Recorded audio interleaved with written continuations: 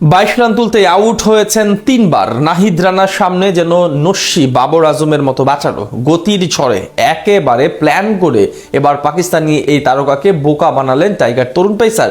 সেই সাথে দলকে এনে দিলেন দারুণ এক ব্রেক থ্রো, যেই এক উইকেটেই ঘুরে গেছে ম্যাচের ভাগ্য। পাকিস্তানের বিপক্ষে নাহিদ রানার এই আগুন ঝরানো বোলিং এবং বাবরকে বোকা বানানো নিয়ে বিস্তারিত জানবো প্রতিবেদনে।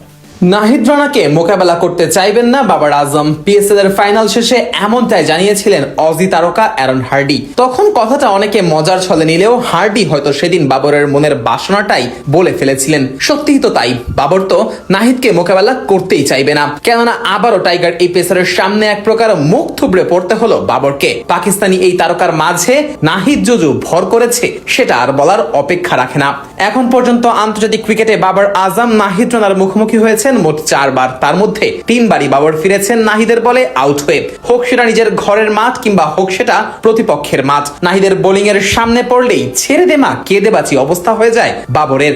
এদিন সিলেটে নাহিদ রানার বিপক্ষে 15 বল খেলেছেন বাবর আজম, আর 15তম বলেই উইকেট পেয়েছেন নাহিদ। আগের যেই 14 বল বাবর খেলেছেন সেখান থেকে তিনি রান নিতে পেরেছেন মাত্র 9, বাউন্ডারি ছিল একটি। আর পুরো ক্যারিয়ারের হিসেব কষলে 4 ইনিংসে নাহিদের 39 বল মোকাবেলা করেছেন বাবর, আর সেই 39 বলে বাবর রান করেছেন 22 আর ডট বল খেলেছেন 26টি, যার মধ্যে আবার 3 বার হয়েছেন আউট। প্রথমবার রাওয়ালপিন্ডি টেস্টের প্রথম টেস্টে, আর দ্বিতীয়বার সেই একই মাঠের দ্বিতীয় ম্যাচে বাবরকে বোকা বানিয়ে প্যাভিলিয়নে ফিরিয়েছিলেন টাইগার এই গতি তারকা। এদিকে সিলেটে বাবর নাহিদের 15 বল খেললেও নাহিদ সেই 15 বল ধরে বাবরকে বোকা বানানোর ফাঁদ পাচ্ছিলেন।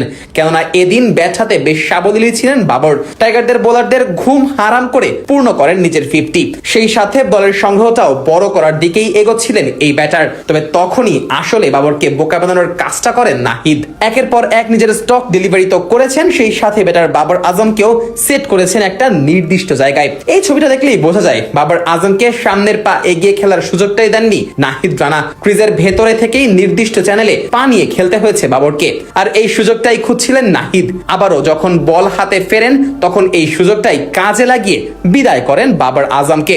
আগের বলটা প্রায় 149 গতিতে করা নাহিদ পরের বলে করে বসেন স্লোয়ার, তাও আবার গতি কমে যায় প্রায় 10 কিলোমিটার। সেই সাথে আগের বারের থেকে কিছুটা পরিবর্তন আনেন লেন্থে। বাবরকে সামনে খেলানোর কথা চিন্তা করে বল করেন কিছুটা সামনে, আর স্ট্যাম্প বরাবর বল থাকায় বাবরকে সেই বল খেলতেই হতো।